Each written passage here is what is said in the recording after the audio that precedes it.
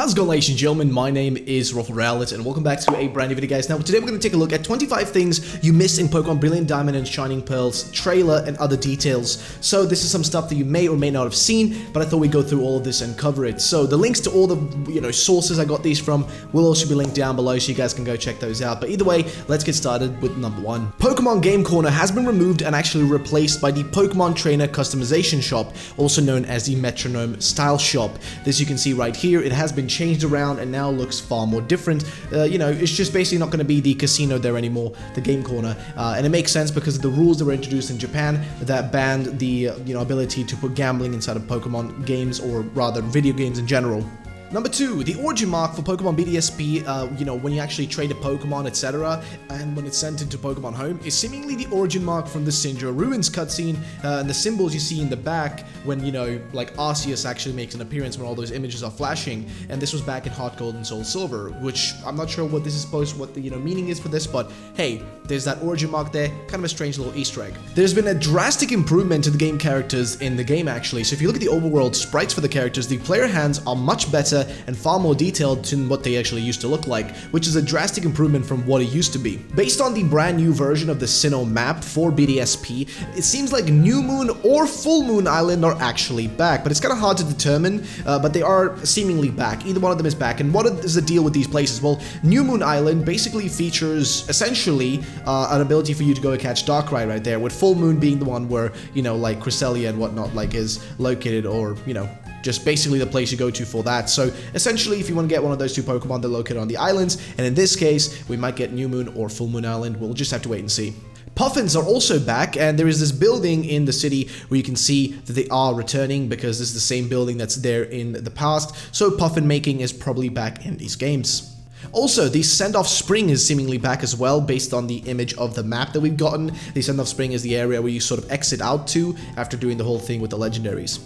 The Pal Park is present, with possibly the flower fields present as well, as you can see on the map as well here. Now, in the trailer, we get to see Dawn battling things out, and during this, we get to see that she's actually wearing the Pocket, which is the Pokemon watch in the original Diamond and Pearl games, which is really interesting because I don't know how they're going to implement this or how it's going to work within the game, but it is seemingly returning. Now, how it will work, we do not know yet, but we'll have to wait and see. Ladies and gentlemen, Eterna City has its cut trees back in front of the Galactic HQ, and basically, we have HMs back. Yes, HMs are back with this game, and also in the underground you can find the Rock Smash right next to, the rocks that you do use Rock Smash on, next to Roark once more. So yes, HMs are back fully in this game, so it's probably going to work the same way they used to in the past.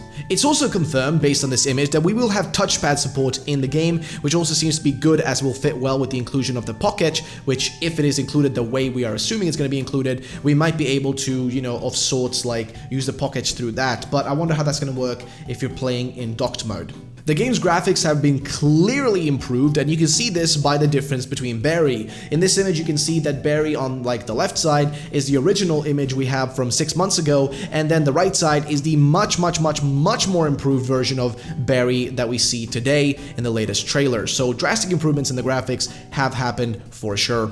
We also have confirmation that there are different grass animations depending on which sort of grass you're entering. As you can see right here, we got different grass animations for, tall grass and short grass, and you can just tell that there's a new animation fully depending on which one you are entering, which is a really nice detail that they've included. So here we see what looks to be the Dark Forest background from one of the trailers, but this may actually be Eterna Forest. Now, this is the forest that, you go through when you do the kind of like a duo thing with one of the trainers there. You go through with through the forest with her and get to the end, and then you can go and take on the gym pretty much. But basically what I'm trying to say is it's back, and it looks pretty great, to be honest. There is full customization in these games. You can even change your hairstyles and skin color as well as hair color, and you have a lot of options for this. When you start off the game, you have an option of 4 different selections for your male and female characters. Unfortunately, you can't seem to change your hair color and things at the start of the game. It seems to be only something you do a bit further into your playthrough. So during the trailer, there's this black text bar that shows up when Team Galactic music is playing, and it seems to be text that's kind of referencing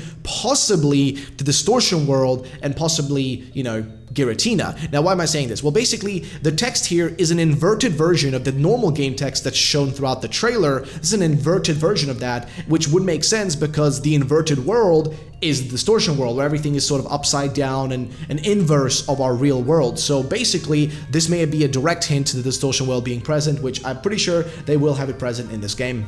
There's also a Pokeball shop present where you can go and get your stickers for the Pokeballs, you know, that you use during battles. So if you guys don't know, these stickers are back, as you probably have seen. But what's really cool about it in particular is actually that the sticker shop features, you know, kind of loads of stickers you can get there. So it's going to be an awesome place to go to just get all the things you need. You can put up to 20 stickers on a Pokeball at once, and you can choose to put the stickers onto your Pokeball either in a 3D mode that's kind of new and gives you more detailed options, or the old school 2D mode. So it gives you a lot of possibilities essentially to switch around what kind of, you know, way you want this to look like for you.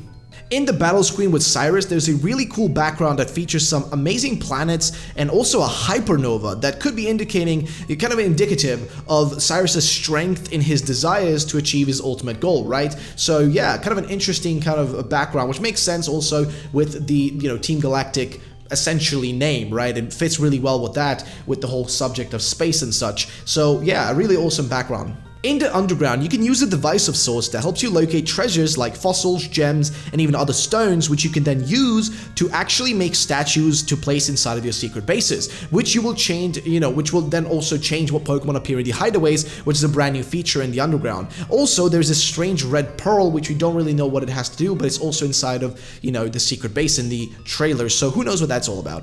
Bikes are back again, which makes sense, and apparently there is also mud in the game that you can get stuck in when you're riding with your bike there, so avoid all the mud if you want to.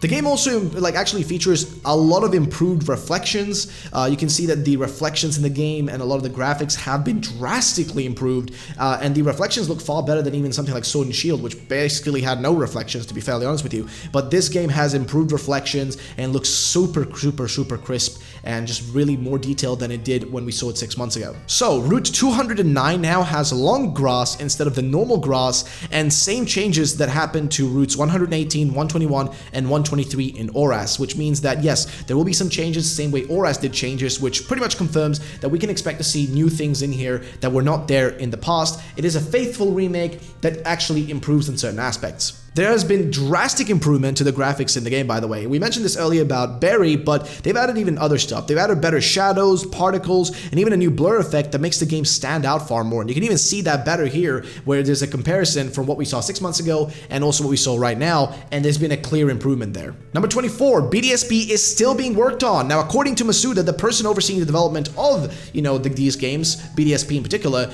over, you know, at Ilka right now, he is basically tweeted out saying that they're still working hard on development for, well, I'm assuming BDSP in this case, but also probably Legends Arceus. But BDSP is probably still somewhat getting touched up a little bit here and there. They always do seem to keep working on these games even after they've announced a lot of stuff about them, because we can clearly see they did that between those 6 months, but also we have 3 months away now from a release, so they're probably doing those final touches right now, and who knows when this trailer was even recorded that we just saw. You know, it could have been recorded a long time ago, but hey, they're still making improvements, and that's all that matters. As long as they keep working hard, that's awesome. So if you didn't know, if you're one of the early purchasers of Pokemon BDSP, you can get a free Manaphy egg from the mystery gift system, or mystery gift, you know, feature, which is back, by the way. There will be mystery gifts, which means you should stay tuned in the future, as I will be making videos about whenever they, you know, do release brand new mystery gifts, and there'll probably be loads of them going into the future. So stay tuned for that, as there will be loads of stuff for you to take part in. So yeah, gonna be awesome stuff. And that's it, ladies and gentlemen, that's it for the video. Thank you so much for watching. Here is, before we end anything, here is the comment from the last video. That was the one that I decided to pick for answering our question of the day. And we have a new question of the day, by the way. The new question of the day is, what starter Pokemon are you choosing for BDSP if you actually end up buying the games? What are you choosing? You know, Chimchar, Turtwig, or Piplup? What are you going for? Let me know in the comment section down below and have a chance to be featured in our next video. Either way, guys, that's going to be it for today. Next up, after this video, we're doing a video about the, you know, multiple things you may have missed in Pokemon Legends Arceus trailers. So stay tuned for that, coming very soon. And I love you guys. Thanks so much for watching. See you next time. Peace out.